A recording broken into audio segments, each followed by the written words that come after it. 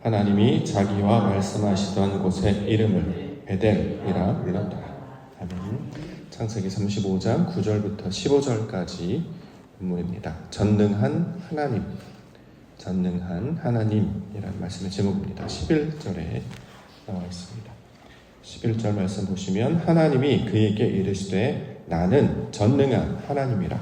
생육하며 번성하라. 한 백성과 백성들의 총회가 내게서 나오고 왕들이 내 허리에서 나오리라. 이렇게 증거하고 있습니다. 전능한 하나님, 오늘 함께 붙들고 기도 가운데 나아가기를 소망합니다. 전능하다. 자연 법칙을 초월하여 자신의 약속을 성취시켜 나갈 수 있는 무한한 능력을 가진 상태, 이게 바로 전능의 단어의 의미입니다. 하나님께서 자신을 소개하실 때 나는 전능한 하나님이다, 이렇게 지금 소개하고 있는 것이죠. 처음이 아니었습니다. 아브라함에게 자신을 소개하실 때도 나는 전능한 하나님이다 라고 말씀하신 적이 있습니다. 창세기 17장 1절 아브라함이 99세 때에 여호와께서 아브라함에게 나타나서 그에게 이르시되 나는 전능한 하나님이라. 너는 내 앞에서 행하여 완전하라. 자녀가 없는 아브라함에게 너에게 자녀를 줄 것이다. 너를 민족의 아버지가 될 것이다 라고 약속해 주셨습니다. 나의 상태를 보면 99세라는 거죠. 이미 경수도 끊겼고 너 나이가 많은데 어찌 그것이 일어나겠습니까? 하나님께서 우리에게 분명히 소망의 말씀을 주셨지만 우리가 인간적 상황 가운데 있기 때문에 의심할 수밖에 없고 염려가 될 수밖에 없고 불안할 수밖에 없었던 상태입니다. 근데 그때 하나님 나타나셔서 나는 완전한, 나는 전능한 하나님이라. 너는 내 앞에서 행하여 완전하라. 자, 이렇게 말씀하고 있습니다. 이삭이 야곱을 친척을 떠나서 삼촌집으로 보낼 때 축복하는 메시지도 똑같이 전능한 하나님, 이렇게 이야기합니다. 창세기 28장 3절과 4절에 보면 전능하신 하나님이 내게 복을 주시어 내가 생육하고 번성하게 하여 내가 여러 족속을 이루게 하시고 아브라함에게 허락하신 복을 내게 주시되 너와 함께 내 자손에게도 주사 하나님이 아브라함에게 주신 땅, 곧 내가 거류하는 땅을 내가 차지하게 하시기를 원하노라. 지금 이제 장자권을 받은 이후에 에서가 동생을 죽이려고 하니까 그를 삼촌집에 보낼 수밖에 없는 상황이란 말이죠. 집을 떠나야 되는 상황이에요. 나그네가 될 수밖에 없고 또 거기 가서 잘 지내게 될지 정말 가족을 이루게 될지 아무도 모른단 말이죠. 그렇게 불안과 염려와 걱정 가운데 있는 아들에게 아버지 이삭이 야곱에게 전능하신 하나님을 이렇게 소개하고 있는 것입니다.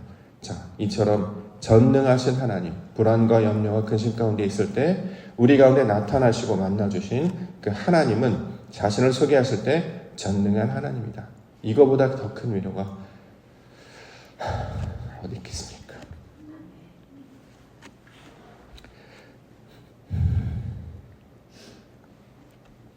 전능한 하나님의 이름을 우리가 기억하며 오늘 기도 시간으로 나아가기를 원합니다. 특별히 제가 원고를 쓰면서 오늘 새벽에는 하솔이를 위해서 기도 부탁을 드리려고 합니다. 하솔이는 2026년 1월 3일에 태어난 아기입니다.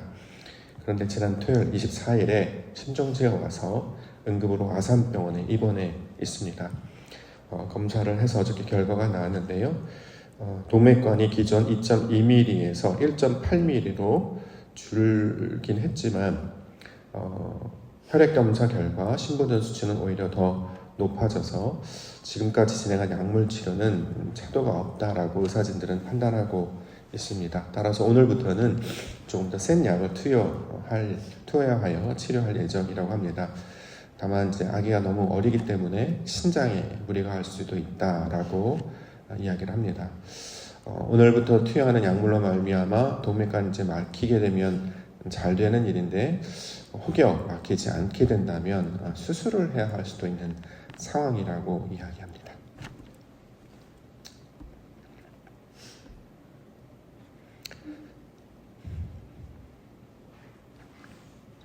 전능하신 하나님께서 기적을 보게 주옵소서. 이렇게 함께 기도하는 기도의 시간 되기를 소원합니다. 자, 9절 말씀 보겠습니다. 9절. 야곱이 밧다라람에서 돌아오매 하나님이 다시 야곱에게 나타나사 그에게 복을 주셨다. 하나님은 한 번만 나타나시는 것이 아니라 다시 나타나셨다고 이야기해요. 언제 나타나셨냐면 밧다라람에서 돌아왔을 때, 처음 우리 하나님께서 야곱에게 나타나셨을 때는 루스라는 곳이었잖아요. 근데 그때 어떻게 했냐면 집을 떠나서 삼촌 집으로 갈 때, 그때도 아무것도 없었을 때, 오죽했으면 이제 돌베개를 베고 잤다 이 얘기할 정도로 그때도 두려웠을 때죠. 아버지를 떠난다는 것은 곧 위험을 맞을 수 있다는 것이고, 옛날 사람들은 이제 생명의 위협을 느낄 정도로 위험한 순간이었습니다. 자, 친척 아비의 집을 떠나고 아버지 집을 떠날 때 만나주셨던 분이 하나님이셨는데, 다시 밧다람에서 돌아올 때도 하나님이 다시 나타나셔서, 굳이 나타나셔서 야곱을 만나주셨고 똑같이 복을 주셨다. 자, 이렇게 이야기하고 있습니다.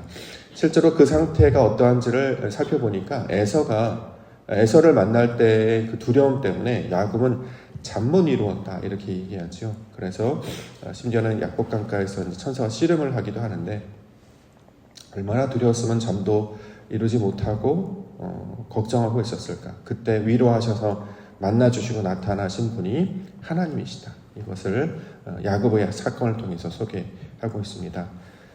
다시 나타나신 이유가 무엇이었을까?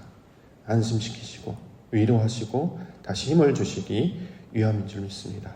이것이 바로 이 전능하신 하나님이 하시는 일이 된다는 거죠. 밤늦게 이 내용은 공유하지 않았습니다만 우리 송하나 집사님께서 주신 문자도 있습니다. 소개하고 기도하려고 합니다. 사실 지금 제 마음이 너무 힘듭니다. 두렵고 무섭고 불안하고 엄마로서 힘내서 아기를 돌봐야 되는데 아기를 돌보는 상황조차도 많이 사실 불안합니다. 그래도 해야 하니까 하려고 노력은 하고 있습니다. 기도하고 담대히 나가려고 하지만 불현듯 지금 상황을 생각하면 어김없이 눈물이 납니다. 이렇게라도 말하면 마음이 좀 편해질 것 같아서 사모님께 연락드립니다. 모두 기도해주고 계시겠지만 저와 남편의 불안한 마음을 위해서도 다시 한 번 더 기도해 주시면 감사하겠습니다. 이 고백을 함께 받습니다. 하나님 다시 나타나시고 놔주셔서 위로하시고 기적을 행하여 준다고 이 기도 제목으로 함께 기도하기를 원합니다. 10절. 하나님이 그에게 이르시되 내 이름이 야곱이지만은 내 이름을 다시는 야곱이라 부르지 않겠고 이스라엘이 내 이름이 되리라 하시고 그가 그의 이름을 이스라엘이라 부르시고. 솔로몬의 어렸을 때 이름은 여디디야였죠. 근데 여디디야, 그러니까 아버지의 모양을 그대로 닮았기 때문에 사랑스러운 자라는 뜻으로 그 이름이 불렸습니다만, 실제로 아기 이름을 그대로 사용하지 않고 여디디야가 아니라 그는 솔로마, 원래 발음은 솔로마예요. 우리 발음으로 솔로몬이라고 하지만 솔로마, 샬롬이라는 뜻이었습니다. 샬롬, 하나님이 우리와 함께 하심으로 말미암아 이루어지는 평강, 모든 근심과 염려와 불안과 아픔이 떠나간 그 상태, 하나님이 함께 하시고 우리와 함께 하셔서 그 샬롬이 된 그 상태를 인물로 솔로몬이라고 이제 표현을 한단 말이죠. 우리 아기의 이름도 솔로몬입니다. 하솔, 하나님의 지혜, 하나님의 지혜로운 자. 어머니가 설교 말씀을 듣고 그 솔로몬의 이야기를 들으며 우리 자녀도 솔로몬과 같은 아이가 됐으면 좋겠다라는 소망을 갖고 이름을 하솔이라고 이름을 붙였습니다.